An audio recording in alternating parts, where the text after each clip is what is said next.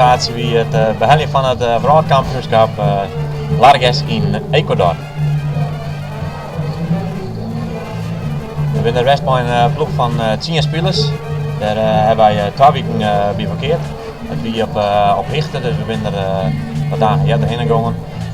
We hebben 4 keertsvarianten spelen. En in 1 ben we wereldkampioen geworden, in 1 ben we vierde eindigen en 2 ben we sneuvelen in de voorronde. Hier een hele delegatie met keerters, meesterbegeleiding, omzettend laag, een hartstikke mooie barn. Doordat we wat jetter de wien kon ik nog wat van het launchen.